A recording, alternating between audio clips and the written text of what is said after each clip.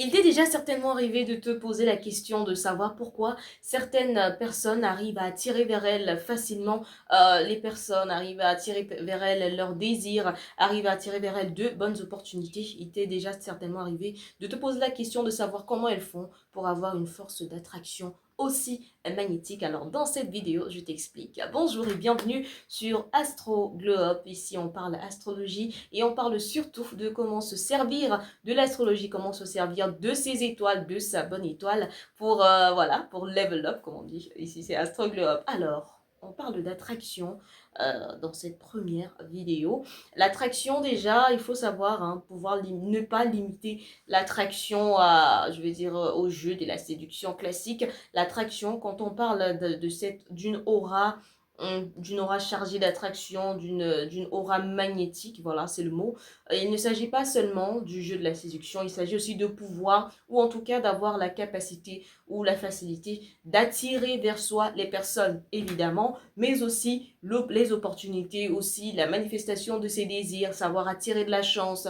En tout cas, en résumé, quand on dit d'une personne qu'elle est chanceuse, on parle en réalité de son aura, d'une aura magnétique, d'une aura qui a cette force d'attraction. Alors, quel est le lien entre cette force d'attraction, entre cette aura magnétique et les signes astro? Alors, il se trouve en réalité que la plupart, en tout cas, pour la quasi-totalité des personnes, la chance ou en tout cas l'attraction est inscrite sur leur carte du ciel. Peut-être on en parlera dans une prochaine vidéo. Vous pouvez me le faire savoir en commentaire si vous aimeriez que la prochaine vidéo aborde justement le sujet de la carte du ciel. Mais bon, trêve de blabla. On va parler de ces signes astrologiques qui ont la capacité, en tout cas ces signes astrologiques qui se sont montrés les plus magnétiques. Premier signe astro, le scorpion.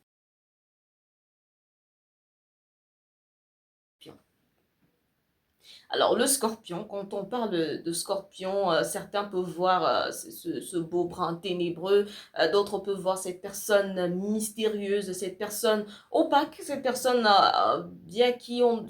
qu'on ne peut pas lire hein, forcément en public, mais c'est justement cela qui fait la force d'attraction du scorpion. Le scorpion est par essence magnétique et on le sait, l'humain est attiré par l'inconnu, l'humain est attiré par tout ce qui a l'air sombre, tout ce qui a l'air véritablement inaccessible. Voilà, le scorpion est par essence non pas inaccessible par méchanceté ou par volonté, mais simplement du fait de son influence plutonienne. Alors, on va parler des planètes maîtresses, c'est le terme que j'ai décidé d'employer, c'est pas le terme conventionnel. On reviendra sur ces termes conventionnels au courant d'autres vidéos certainement, mais en tout cas, la planète maîtresse du Scorpion, voilà, c'est Pluton. Et quand vous regardez, si vous jetez un coup d'œil à ce qui est notre système solaire, vous verrez que Pluton est, on va dire, la planète la plus éloignée du Soleil et de ce fait, elle est mal connue. Donc, on ne sait pas en tout cas grand-chose sur Pluton. D'ailleurs, certains astronomes se sont amusés à la rétrograder au stade de planète naine. C'est ce qui arrive généralement quand on ne connaît pas ou quand on connaît mal quelqu'un. On se fait, peut-être du fait qu'on n'en sache pas trop, on se fait des petites idées a priori. Mais c'est cette force, hein, on va dire, c'est ce mystère qui fait la force d'attraction et la force de séduction du signe du scorpion, du fait d'être on va dire, très centré sur soi, pas nécessairement de manière péjorative. On attire les regards, on attire les autres parce qu'on éveille en eux une certaine curiosité. Donc, de ce fait, on peut se retrouver malgré soi à retourner toutes les têtes.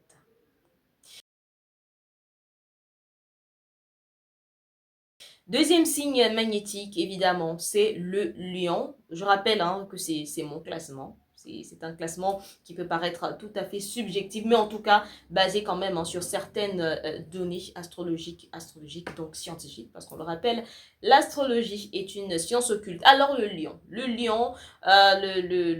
lion est très étroitement lié au soleil. Et le soleil, d'ailleurs, quand on parle de système solaire, ça veut dire que tout le système déjà est centré autour du soleil. Donc, le lion, si vous êtes un lion, vous serez certainement d'accord avec moi, vous avez cette capacité de faire, je veux dire, d'attirer l'attention. Vous êtes naturellement un centre d'attention. Naturellement, vous avez des personnes, des opportunités, la chance, vos désirs qui gravitent autour de vous de la même manière que les planètes gravitent autour du soleil. Donc le lion est par essence magnétique de par sa facilité d'expression, de par sa charge créative, parce que le lion est très créatif. Et donc on peut donc, quand on est un lion, ou alors quand on possède certains placements en lion dans notre thème astral ou carte du ciel, attirer très facilement les autres. On se retrouve même quand on ne le veut pas, mais très souvent les lions, ils aiment bien être le centre des attentions. Ils ont déjà, de par leur apparence, certains arborent souvent des coiffures, on va dire, des crinières excentriques, de par leur style vestimentaire, on pourra... En tout cas, il y a toujours quelque chose, ce petit quelque chose qui vient tout naturellement au lion et qui fait en sorte qu'on puisse, qui fait en sorte que les autres gravitent naturellement autour d'eux et le revers d'avoir tout le monde ou presque gravité autour de soi, c'est qu'on va, il y aura des jaloux nécessairement parce qu'il y a des personnes qui ne comprendront pas. Mais pourquoi est-ce qu'elle attire si facilement les regards? Pourquoi est-ce que tout le monde s'intéresse à ce qu'elle fait? Et conséquence, même vos haters vont s'intéresser à vous, vont graviter autour de vous, autour de ce que vous faites et donc vous devenez par essence magnétique, que vous en soyez conscient ou pas.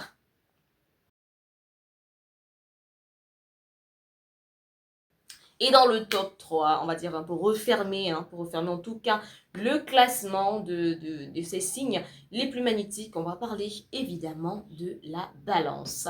Alors, si vous êtes une balance, vous avez un lien très étroit avec la planète Vénus et dans le panthéon romain, Vénus, panthéon grec ou romain, en tout cas bref, Vénus est, on va dire, représentative de l'attraction, du désir, de la séduction, de l'amour. Donc, si vous êtes du beau, voilà, de l'esthétique également.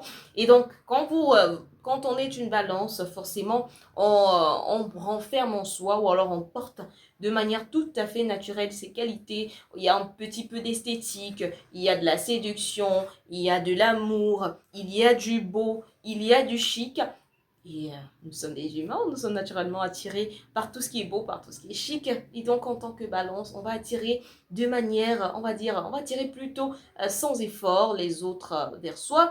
Mais je dois avouer qu'en parlant en termes d'attraction, la balance de manière très spécifique, l'attraction sera véritablement centrée sur le côté séduction de la chose, contrairement au scorpion qui peut attirer un peu tout et n'importe quoi. Le lion aussi, dans une certaine mesure, fait quand même du 50-50. Il y a le côté attraction parce qu'on est séductif, et il y a le côté attraction parce qu'on attire l'attention, il y a le côté attraction parce qu'on arrive à drainer vers soi les opportunités. Mais en ce qui concerne la balance de manière très spécifique, du fait du lien entre Vénus et l'amour, la balance donc attirera de ce fait, sera en tout cas plus magnétique en termes de relations, en termes d'amour, même si bon, on ne va pas ici dire que toutes les balances sont forcément des personnes chanceuses en amour, mais en tout cas, quand on est une balance, forcément, on a un certain niveau d'attraction qui peut être au-dessus de la mêlée.